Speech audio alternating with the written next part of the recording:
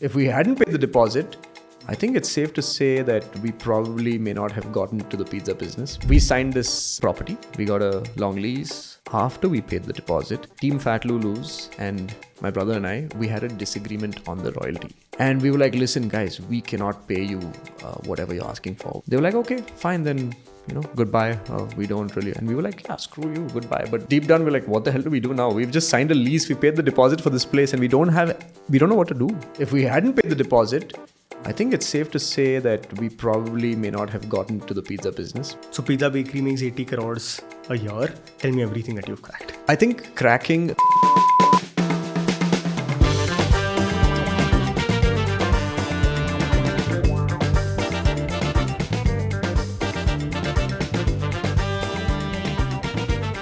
Also, here's something new. We are now a part of the Zerodha Media Network. Tell me about why food. Did you think through ki, hey, I want to build like a large business in food? How did the idea come about? What was like the first thought of it? I think this sort of happened very organically. What was happening in Bangalore was another thing, I kind of realized that there was a lot of international exposure that people started to have. I think youngsters started traveling a lot abroad. So there was a growth in that between 2012 and say 2019, where every kid, every 18 to 25-year-old at that point was really exposed. But the restaurant space, the food space was not that evolved here. There was just these typical cuisine-based institutions that had existed for a long time. Very few artisanal, gourmet, product-focused brands. And one day we just happened to explore a pizza place in Delhi. And we were like, damn, like this pizza is great. And why does Delhi have quality pizza? And Bangalore is still stuck with Domino's, Pizza Hut.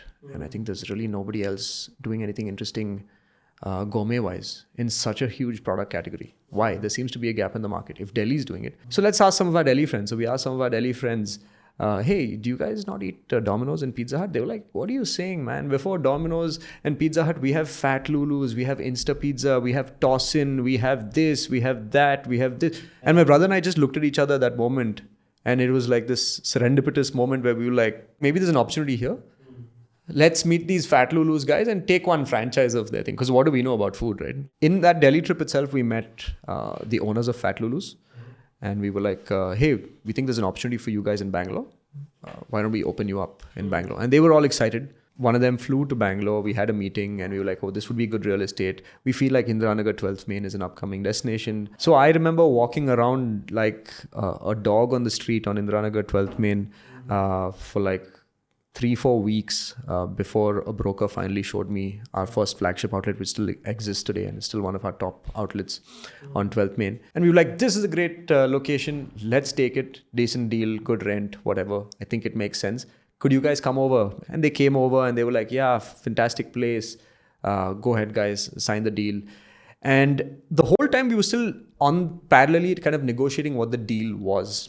But they were like, until you actually find real estate, we can't really tell you what our franchise royalty would be and this and that. But something was indicated to us. And then we signed this rental property. We got a long lease and we paid the deposit. After we paid the deposit, Team Fat Lulus and my brother and I, we had a disagreement on the royalty terms. And we were like, listen, guys, we cannot pay you whatever you're asking for. They were like, okay, fine, then, goodbye.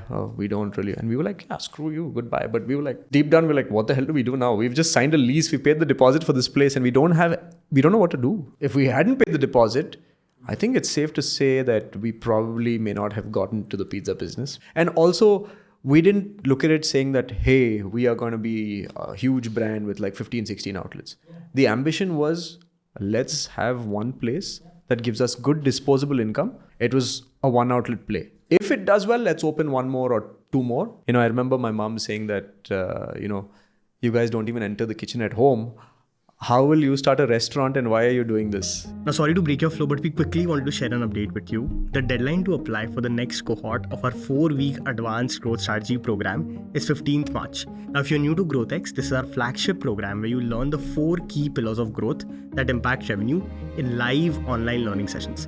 Over the last few years, over 4,000 leaders have undertaken this program. These are people who solve product, marketing, and growth at top internet companies in the world, and they're now our members. Every month, we accept only about 100 members to a cohort to make sure that the curation is extremely nice, because these are people who you learn with, solve problems with, and build projects together. Our next new cohort starts on 16th March, so the deadline to apply is 15th March max, and a link to check it out is in the description. All the best with your application. If you're a fit, we'll definitely see you inside. Back to the pizza bakery story. But for some reason, we felt like, we just want good pizza. So we kind of built it for ourselves. We got Chef Saha on board, and he kind of helped us build the initial menu. We were very, very clear on what we wanted. We were very clear that it needs to be this way, because if it is that way, and if we do stay true to our artisanal pizza, then I feel like we have a significant product delta from the next best in the city. So we identified Sardo as being the vehicle for our toppings, and then we kind of got ingredients down. We built a menu. We spent a whole month, 2 months trying to perfect our dough recipe itself. We were like doing calculations and be like, okay, to pay this rent, we need to do this much. We need to sell this number of pizzas. How the hell are we going to sell this many pizzas? It seemed unattainable at that point. It seemed like, so we're like, let's just start small. So keep our overheads low and let's just start in the first floor. We spent zero on marketing, and then we just opened our doors, switched on the signage, and friends and family started coming. They started telling their friends and their family. Walk-ins started coming by virtue of being in a great location. And so user acquisition can be that simple in the food space. That's pretty much it. And then we started with one place. And this reminds me of Paul Graham's essay, right? He wrote this little bit about doing things that don't scale. And that's exactly what we were doing. We were sitting at the outlet. My mom was the cashier. I was taking orders. My brother was making sure the tech in the outlet worked, like right from the POS system to the internet and everything. Yeah. My dad was walking around doing quality checks. My my sister-in-law was handling customer complaints. I want to go deeper into this 0 to 1. But before that, I want to at least zoom out slightly and understand. So you said India's pizza market. It's very fascinating. For example, how did even like Domino's figure ki, hey, this is a nation who's not even eating out as much at that point of time. We'll serve them pizza, but they're a massive, massive company now. They're the ones who kind of discovered this pot of gold, that India loves pizza. They have, I think, 2,000 outlets today in the country. And I read somewhere that Domino's in the next 5 to 6 years, they're planning to open 2,000 more. So that's the depth of this market. India is Domino's second largest market globally after the US. So Domino's discovered this and they kind of conquered that space because they were first movers. Cut to today. Talk to me about how many pizza bakeries exist. And let's start talking a lot about Popo Ventures. I think, how did that start? What was the idea there? Popo Ventures today has the pizza bakery, Paris Panini, and a soon to launch brand Smash Guys. That's coming up, focusing on smash burgers. And so we've been scaling. So Paris Panini has 15 outlets. Pizza Bakery has 16 outlets. Smash Guys is opening its first outlet in March, April of 2025. The Pizza Bakery outlet in Indiranagar grew from like 40 seats to 75 seats to eventually 125 seats that we have today. And eventually it was a very obvious choice to open more because even at 120 there was a waiting. So then we opened one by one, and today we have 16 outlets, 15 of them in Bangalore, the 16th one in Colombo. What does scale look like today in terms of revenue? Right now, we're going to close this financial year at 125 crores top line. Roughly 65-66% of this would be Pizza Bakery. The balance would be Paris Panini. And very soon we have a new addition into this pie chart. We'll have to see how that goes. Smash Guys. So Pizza Bakery makes 80 crores a year. Tell me everything that you've cracked to get here. I think cracking that first 1, 2, 3 units was key, because after that it just became a flywheel of sorts. One thing we have cracked, and I see a lot of restaurateurs making this mistake, is that we've always picked high street over malls. That's been a great move because rentals are, significantly cheaper on high street. So cost of doing business, your basic, your monthly fixed costs need to be kept low. So rent is the biggest determinant factor of that. Next is salaries. You don't need to be overpaying. I see restaurants having like a general manager for one outlet. Like, I mean, it's one outlet. Why do you need a general manager? On the product side, what we cracked was the actual pizza itself. That's our hero product. And I think what we did really well was the branding. Because we were the first sort of dine-in company that had Italian food that focused on pizza so much that we added pizza in the name of the brand. When we showed up as the pizza bakery, that's a very clear message. Listen, this is an Italian experience like no other. We're focusing on pizza and we're building this beautiful dine-in experience around it. So people started looking at us as product experts. And the dough trials that we did, right, like 6-7 months of just tinkering with various hydration, yeast quantities, fermentation, cold fermentation, room temperature fermentation, all that stuff, learning the science of how it needs to be made. So building a product that's nice on dine-in as well as travels well as it can on delivery was key. So we really cracked what we believe is the best dough. Think of me as a person who has no idea how a restaurant works. Tell me, what does it cost to run a restaurant? Let's just say rent would be about 10%. Your salaries, your employee salaries itself will be about 10%. But it doesn't end there, because in this industry, we also provide accommodation for our staff, meals, uniforms, this and that. So employee benefits and all the other ancillary expenses for employees will be another 5%. So 10% salaries for them plus 5% of all the other costs. Utilities and stuff, you could take another 5%. The input cost of the actual food, you could take 30%. Roughly for that. Marketing, which is another piece, depending on how you do it, it could vary anywhere between 5 to 15%. Let's just take 10% of the middle ground. So 70-75%. And there could be another 3-4% here and there of additional unexpected costs. But yeah, if you run it this way with these sort of percentages, you could look at a 20% plus easy. What does location scouting look like? And what should like a future restaurant founder look for when they are selecting, hey, this is the rent that I'm going to be paying if I choose this location? So what goes into selecting the right location for your restaurant? If you are a first-time founder and you're starting your first restaurant, it's very important to keep your rent super low and not even think in terms of percentages and stuff. See, the thing is, if you are a dine-in focused restaurant, you could be aiming at, and you are very good, you could be aiming at anywhere between 20 lakhs sales to 40 lakh sales, right? This is if you're not an alcohol play. If you're an alcohol play, I'm the wrong person to speak to, because you can really gamble and, take a big risk with rent and, do a crore in sales 1 month and then next month you do 40 lakhs in sales. Fluctuations are wild. It's highly seasonal. But if you're a food business and you're focusing on food and dine-in specifically, it could be anywhere between 20 and 40. So plan for 20. So if you want your rent to be, say, 10 to 15%, your rent should be no more than 3 lakhs. That's one way to look at it. Plan for the worst case, not the best case. And for a second time, third time, if you're looking to expand your business, then you would want to look at, hey, where is the delivery catchment good also? It's not only about, hey, this is a great high street. If you look at central Bangalore, like MG Road, Church Street and stuff, great dine-in catchment, but pathetic delivery catchment, because that 4-5 kilometer radius, right, around central Bangalore is just like military, army, commercial.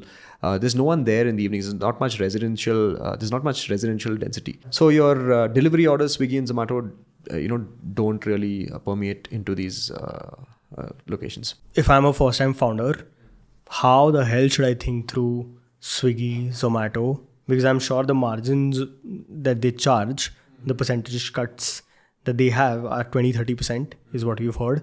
So how does that even make sense in my business? And how should I think through food delivery at all? You see, it doesn't actually. It doesn't make sense. The thing is, Swiggy and Zomato, like if I were to just give you a basic one-liner, if you have scale, they can be your best friends. If you don't have scale, if you're at one outlet, you're just starting out, they're your worst enemy. You will need to avoid them in order to stay true to your unit economics. And that's just the sad truth. And the thing is, if they see you doing really well and say you're not on Swiggy and Zomato and they see you really doing well and like, ooh, what is this dine-in outlet? They're selling a lot of talk around it. It's likely that even at a 1-2 outlet level, they will approach you. So when they approach you, you are on the right side of the negotiation. You can demand a better revenue share. Otherwise, you're signing up like for 25% plus GST plus platform fees plus this and that. Your cost of doing business with them will go up to like 40% with the ads that they make you spend, and your food cost is 35%. Like, where are you going to make money? A lot of restaurateurs unfortunately get into it thinking, hey, I'm getting my brand out there. But on a digital screen, being a pixel is not getting your brand out there. You're just another person selling food. Also tell me, how do you think through a Swiggy and Zomato listing as a food brand? For example, they have sections of gourmet. I'm sure they have cuts in their user base. So people who take Swiggy one, they have black now. Is that something you have access to? Is that something What is black? Oh, so Swiggy has a new subset. It's called Black. Oh, wow. So they made it in white only. It's basically a cut of super premium users on the platform. So you pay $300 or $400 for 3 months, which is above and beyond your Swiggy one. It's them essentially dissecting their affluent user base, and it's a great monetization exercise for sure. Walk us through, how does a food brand think through a food delivery listing? What are you optimizing for? Are you optimizing for like a gourmet listing? How does that look like? Swiggy actually measures this thing called a menu to cart ratio. So a lot of people drop off after the menu page. And this usually happens if there's, not enough details. Some people put shabby pictures. So it's like, oh, this kati roll doesn't look good, or this pizza looks weird. I don't want it. Let's just go to another place. So, it has to be very presentable, mouth-watering. You have to think of Swiggy like you think of Instagram, right? Like everyone wants to do food porn on Instagram, but you can't actually fulfill an order through it. But on Swiggy, you don't focus as much. That's a mistake. Focus more on Swiggy and less on Instagram, I would say. So it builds a level of trust and professionalism, and your menu to cart ratio will increase. Now, then there's a cart to conversion ratio. So sometimes, there's a lot of perceived value issues where there's price shock. You add a bunch of things to the cart, and then you go to the cart and you're like, oh my God, it's very expensive, and then people drop off. That's very cool. I think also someone who's new and thinking of this space, how should they think through cloud kitchens? Is that something you've dabbled with? I think we made a video on Rebel Foods, and the way they were doing cloud kitchens was fascinating. The thing is, real estate is a very slow game. Ideally, we'd rather have all dine-in outlets, because then we can capture a high street crowd plus the delivery crowd from the same space, and the economics usually work out. For example, for us to find our Church Street location for Pizza Bakery, it took us a year. Right? Because there's no supply sometimes. So what do you do in the meantime? Like, do you just wait for a year? A cloud kitchen is a good way to just get started. It gives you a start. At least you get your orders going. You cater to that community on delivery. The day we find good real estate, we'll convert the cloud kitchen to a physical outlet. That's been our formula. Whenever we have spoken to people who've built big businesses in food, I think one thing keeps coming out, even on our research, is there's one consumer shift that happens based on areas. When disposable incomes rise, the first few things that people start spending extra money from their salaries is getting food, ordering food, and all of that. What we've seen is it starts with trying something outside. So for example, it's, hey, I just had my first salary. I want to take my parents out for a nice dinner. So they go to like a family restaurant. But as discretionary incomes keep going up, people start to develop taste, and the preferences shift from, hey, let me go for something broad like multi-cuisine. And they start to look and go for special stuff, which is, hey, I want to specifically try the best spaghetti I can get, or I want to try the best Korean that I can get, or I want to try sushi, which is why places like Bangalore and tier 1 cities, so like you said, Delhi, Bombay, all of these places have specialty restaurants now. I'm saying this because I want to come back to Domino's at least. I want to understand if you've thought about what they cracked, because something that stands out, at least in our heads, is two things, which is they of course cracked an aspiration coming at a time when Indians were just starting to make some extra money in life. And the second was convenience, which is 30 minutes. So I think India falls perfectly between these two, which is aspiration, convenience. But yeah, would love to understand what else do you think Domino's cracked? Because for the longest time, I think pizza meant Domino's for Indians. So I think Domino's played very well into the fact that Indians at that point, at the time that they started here, just like you were saying, wanted a Western experience. So fast food in India started off as an aspirational step. Those Pizza Hut stores that they had, those amazing experiences, and they had the playpen. We all used to go as kids. I remember I used to look forward to going to Pizza Hut every birthday of mine. My parents would take me to Pizza Hut on Cunningham Road. And it was like this American experience. The waiters would sing at our table and make me stand, hold a handkerchief. It was like this wild experience that you would never get in a multi-cuisine restaurant in India. The second thing I feel is the sheer focus on the product itself. They were very clever. They understood that Indians on a day-to-day basis don't really eat much cheese. Yeah. Right? Cheese is not a big part of our diet. So when they do eat pizza, they really want loaded cheese. So Domino's really cleverly played into that and launched cheese burst and stuffed crust and all these sorts of things that youngsters in India just couldn't get enough of. This has been extremely insightful. I think want to end this on a slightly thoughtful note. As I said in the beginning, I would want you to look back at the last decade, honestly. And not for once, the objective of this conversation is to paint a rosy picture ki hey, all's good and growth is good, growth is easy. I would love for you to share experiences, stories where things failed, they didn't work out the way you expected them to. Would love for you to share stories like this. There was one time where, we were in the first outlet of Pizza Bakery and we had a total of, I think, 12 staff. That's because my mom was the cashier, I was the waiter, my brother was tech support, and my dad was on quality rounds. In one such situation, you're so staff dependent. There's only 12 people. You can't afford to lose another arm and a leg. 4 or 5 of them decide to run away after salaries credited that afternoon. Wow. And it was a Friday evening. Wow. And we were like, what the hell do we do?